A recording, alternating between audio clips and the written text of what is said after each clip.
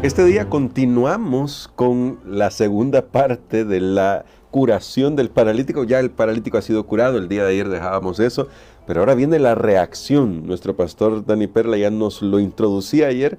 Habrá una reacción, el Señor Jesús sabía que iba a suceder esta reacción y vamos a estudiar esto bajo el tema corazones duros. Vamos a orar pidiendo al Señor que nos ayude para el estudio de hoy. Querido Padre, queremos que tu Espíritu Santo hable a nuestros corazones y nos ayudes a ser sensibles de corazón para estudiar tu palabra. Te lo imploramos en el nombre de Jesús. Amén. Para el tema de hoy, pastor, nos encontramos con justamente la reacción de los líderes. Y creo que vamos a leerlas rápidamente. Hay algunos elementos acá, porque incluso aquí aparece el momento que usted ya adelantaba ayer, cuando el Señor Jesús se encuentra de nuevo con el ex paralítico. Pero me gustaría leer, para comenzar a comentar el día de hoy, desde el versículo 10. Entonces, dice Juan 5:10, los judíos dijeron a aquel que había sido sanado, es día de reposo, es decir, día sábado, no te es lícito llevar tu lecho. Él les respondió, el que me sanó, él mismo me dijo, toma tu lecho y anda. Entonces le preguntaron, ¿quién es el que te dijo, toma tu lecho y anda? Y el que había sido sanado no sabía quién fuese, porque Jesús se había apartado de la gente que estaba en aquel lugar. Voy a detener ahí, pastor, primero, porque llama la atención el hecho de que quizás en la propia sorpresa de este hombre que acaba de ser sanado, no se dio cuenta el momento en que Jesús simplemente se aleja, pero él toma su lecho y comienza a andar. ¿Y por qué esta reacción tan, voy a decirlo, visceral de parte de los judíos, que en lugar de ver, que seguramente lo conocían, que este hombre había sido sanado, en lo que se fijaron es que no estaba cumpliendo con sus tradiciones? Porque vamos a ser claro que lo que a ellos les preocupaba era la forma, la tradición que ellos tenían respecto a guardar el sábado. En el caso de la historia de este hombre, sabe que esto, leyéndolo hoy nuevamente, escuchándolo aquí en esta lección, me confirma aún más que este hombre era gentil, o sea, no era judío, porque no sabía las tradiciones judías. Los judíos solo podían dar en sábado 1999 pasos, o sea, estaban contados, 2000 menos 1. Y bueno, se la jugaban de una cierta manera para poder dar más pasos que eso, pero tenían su propia ley. Claro, Dios no había dado esas leyes, esas tradiciones, las que estudiamos en el libro de Marcos, eran las tradiciones orales, las tradiciones de los ancianos, las interpretaciones que ellos habían hecho de la ley que Dios sí dio, según ellos, para resguardar los mandamientos. Pero Dios no necesita que nadie lo defienda. Las cosas son como son. Pero ahora, este hombre, como dijimos el día de ayer, ahora es una publicidad andando, porque Jesús sabe, este hombre no conoce la regla, él va a tomar ahí todas sus pertenencias, se las va a echar al hombro y va a andar paseándose por allí en día sábado muy tranquilo, y entonces ahí lo detienen a este hombre. Mira, ¿qué pasa? ¿Por qué tú estás caminando? ¿Por qué tienes tu lecho? El hombre le dice, mira, yo estaba tirado ahí en el estanque y yo no podía caminar. Yo, ¿cuántos años? Mira, 38 años. Enfermo. Ay, ¿quién fue que te dijo? Y él no sabe quién es. Entonces le dice, mira, no te es lícito, no sabes tú o no conoces nuestras costumbres, lo que sea, y regañan al hombre porque tristemente los judíos, pues en su afán de salvaguardar los mandamientos, habían ido más allá de lo que estaba escrito y habían puesto unas tradiciones, unas costumbres que no estaban amparadas en la palabra de Dios. El hombre no les puede dar una respuesta, Jesús lo deja que ande por ahí solo por un momento. Sin embargo, se le aparece después, y sabe que cuando se le aparece, el hombre va y le dice, porque claro, se sintió bien acusado por los líderes religiosos, y luego va y le dice, ya me di cuenta quién fue, sin saber lo que eso iba a provocar en ellos. Y ahora, pastor, hablando de ese encuentro, me llama la atención, porque tal vez hay varios temas acá definitivamente, pero quisiera destacar este. Cuando Jesús se acerca a él, dice el verso 14 de Juan 5, después le halló Jesús en el templo y le dijo, mira, has sido sanado, no peques más para que no te venga alguna cosa peor. Pastor, aunque dijimos ayer que él no requirió la fe de este hombre en primer lugar, aunque el hombre tuvo que actuar conforme a la palabra de Cristo para ser sanado, ¿qué relación hay aquí respecto al hecho de que también nuestra vida física, así como nuestra vida espiritual, están impactadas de si pecamos o no pecamos? Es decir, si realmente permitimos a Dios que obre para transformar nuestra vida o si seguimos haciendo nuestra vida lejos de Él. Aunque no todo el pecado, y creo que ayer al final en la lección, si usted la revisa, hacía esa pregunta y hablaba de ese tema, no todo pecado, no todo padecimiento que una persona tiene es resultado directo de algo que hizo. Hay cosas que son resultados directos, ¿verdad? Por ejemplo, si yo me tiro de un edificio de 3 plantas, pues obviamente me voy a fracturar o puede pasar algo peor y eso sería un resultado directo. Pero, ¿qué tal que alguien, de repente los huesos comenzaron a deformarse y pues no se ha tirado de un edificio? Eso es indirecto, eso es por vivir en este mundo que ya está contaminado ya por 6,000 años de pecado. Sin embargo, lo que Jesús le dice a este hombre es, mira, ahora camina, y las palabras que Jesús usa, algunos han notado en el texto griego, es como caminar en círculo, o sea, camina de una manera circunspecta, camina de una manera correcta. Parece que en el caso de este hombre, sí, el pecado, el estilo de vida pasado, le había cobrado la factura, y entonces había quedado en esa condición. Y entonces Jesús, aquí vemos el gran principio, el propósito de los milagros, no es para que la persona se desvíe, para que la persona viva en incredulidad o la persona viva igual. El propósito de los milagros de Jesús en la vida de una persona es para que la persona sea transformada, para que la persona cambie y va más allá hasta la curación espiritual del alma. Porque el problema más grande del ser humano es espiritual, es que estamos separados de Dios, estamos muertos en pecados y eso nos lleva a la condenación eterna. Entonces eso es lo que Jesús le dice a este hombre, pero aquí llama la atención aún más. Parece que esta historia tiene tanto, como usted lo mencionaba y yo lo hemos dicho también. ¿Y cómo este hombre podía estar pecando si estaba ahí paralítico? 38 años. 38 años. O sea, no podía ir a robar un banco, no había un banco en esa época, pero para contextualizar un poco, no podía ir a robar al mercado a una persona, no podía.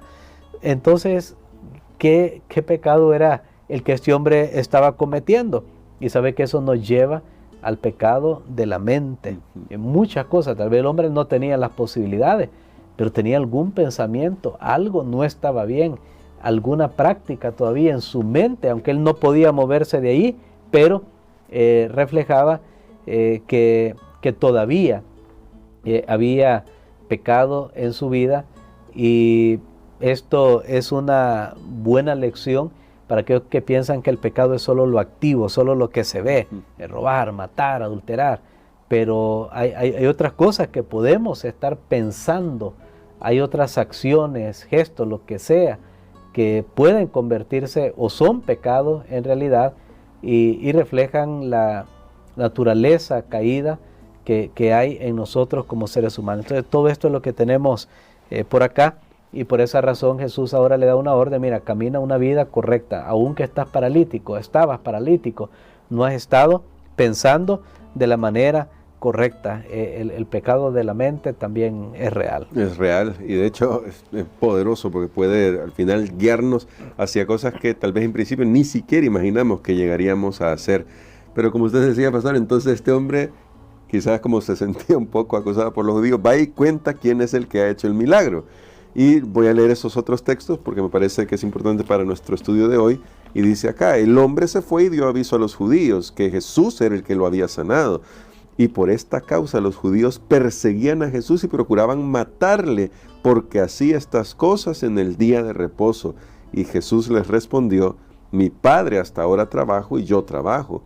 Por esto los judíos aún más procuraban matarle, porque no solo quebrantaba el día de reposo, sino que también decía que Dios era su propio Padre, haciéndose igual a Dios. Aquí hay bastantes temas, pastor, pero quisiera comenzar con el tema de cuán posible es que nosotros estemos tan cegados por nuestras propias tradiciones que al final no reconozcamos de verdad quién es Jesús. ¿Cuán posible es esto? Considerando lo que les pasó a ellos, teniendo al autor de la vida, ellos estaban tan aferrados a sus tradiciones que no se dieron cuenta o no quisieron reconocerlo. Bueno, pasó lo mismo que cuando Jesús hizo el milagro de transformar, de cambiar, de hacer un cambio radical de agua a vino, y ellos, pues los catadores, dice, bueno, ellos se dieron cuenta que el sabor del vino era diferente, pero aquí pasó algo igual, pero en el sentido contrario. Los judíos, en vez de reconocer, en vez de ser como esos catadores, mira, esto tiene bueno, que venir de Dios, esto es correcto, esto es bueno, esto nos va a ayudar. En vez de reconocer eso, ellos toman la actitud contraria y entonces de esa manera ellos van insensibilizando sus propios corazones, porque si hay algo que es bien peligroso, es tener evidencias y cerrar los ojos, cerrar los oídos. Eso sí es bien peligroso, porque van a venir nuevas evidencias y más bien, en vez de afirmar, van a extraviar más a la persona. Por eso Dios a veces no hace milagro tras milagro tras milagro, porque si no hemos creído los que ya hay, que son muchos, alguien dice, no, en mi vida no hay milagro. Mire, si comenzamos a revisar, hay milagros por doquier, hay milagros por doquier. Pero pasa lo mismo que le pasó a Faraón. Él endureció su corazón y ante cada señal, en vez de arrepentirse y de convertirse, más y un día en la transgresión. Aquí los judíos tenían frente a ellos a un hombre y podían mandar a personas a preguntar, miren, ¿y es verdad que este hombre estaba aquí? Sí, claro, ahí estaba tirado y vimos que se le acercó a alguien y de repente se levantó. Bueno, había una evidencia abrumadora que no podía ser pasada por alto, pero lastimosamente el prejuicio que había en el corazón de los líderes judíos fue tan grande que ellos no vieron esas evidencias y entonces ahora intentan hacer a un lado a Jesús por dos razones. Primero, había sanado en sábado y entonces había quebrantado sus propias tradiciones, las de ellos, no la de Dios, porque Dios nunca puede negarse a sí mismo. No puede dar un mandamiento y luego el quebrantarlo, no puede ser. Pero en segundo lugar, al dar la explicación, Jesús está diciendo que Él también es creador junto con su Padre. Amén. Porque noten que no solo dijo, porque una cosa es que yo diga, sí, fulano de tal, un primo mío, para poner un ejemplo, está trabajando y yo también estoy trabajando. O sea, un ser humano, un trabajo normal. Pero Jesús dice, sí, Dios está trabajando, es mi Padre y yo también estoy trabajando. Está diciendo que está haciendo un trabajo como el que Dios hace, un trabajo de nivel Dios, podríamos llamarlo. Eso ellos no lo pueden soportar. Y eso sí lo entendieron rápido. Y lo entendieron muy bien, pero Jesús dice, mi Padre, y Él se hace ahora pasar como hijo de Dios. Y ellos entendieron que hijo de Dios era una expresión que así en singular tenía el significado de ser igual a Dios. Se iguala con Dios porque es su Padre y se iguala con Dios en las obras que hace. Pero ¿qué fue lo que llevó a estos líderes judíos? A mí me gusta cómo lo resume la lección y yo creo que estos puntos todavía nosotros tenemos que revisar que no sean una realidad en nuestra vida cuando vamos a la parte final, a la explicación del día miércoles, donde comienza con una pregunta. Ese párrafo, ahí nosotros tenemos varias razones por las cuales ellos, ante toda la evidencia abrumadora, cerraron sus ojos. Sí, porque y esa es la pregunta, ¿cómo podían ser tan ciegos los líderes religiosos? La respuesta más probable es que ellos se debía a sus corazones corruptos, a su falsa creencia de que el Mesías los libraría de Roma y a su amor al poder y la falta de consagración a Dios. Todo esto contribuyó para que rechazaran la verdad que tenían delante. Bueno, mire, lastimosamente a mí solo se me ocurrió un pensamiento, voy a decirlo porque aplica para todos los religiosos, las personas religiosas, cristianas, seamos líderes o no. Podemos ser muy tercos, sí. Podemos ser muy tercos, porque Noten que hay uno, sus corazones corruptos, se había pecado. Y de alguna manera ellos sabían que Jesús rechazaba el pecado, lo mismo que Juan el Bautista, porque Herodes lo tenía entre ceja y ceja, como el dicho popular dice, porque le denunciaba su pecado. 2, falsa creencia que el Mesías los libraría de Roma. Cuando hay falsos conceptos teológicos, es bien peligroso. Su amor al poder, noten, número 3, su amor al poder y falta de consagración a Dios. Ahora, hermano Gerson, para todos aquellos que ahora Dios nos ha dado una responsabilidad, un liderazgo, cuidémonos de que estas cosas no puedan estar en nuestros corazones, porque, mire, cuando una persona tiene prejuicios, cuando hay pecado, cuando hay ansias desbordadas de poder y falta de consagración a Dios, nunca va a haber en otra persona que Dios está guiando algo bueno. ¿Por qué?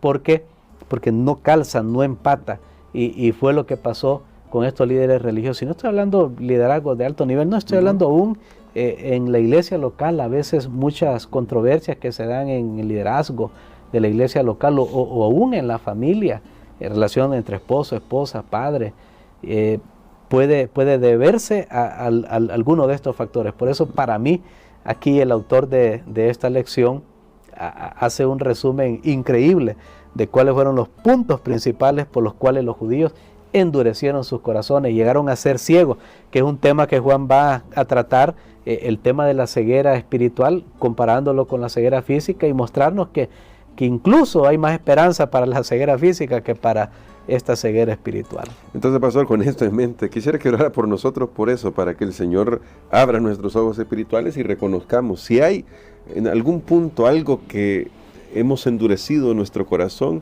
Hoy permitámosle al Espíritu Santo. Me gustaba mucho lo que decía ayer nuestro pastor sobre que el Espíritu sigue hablando.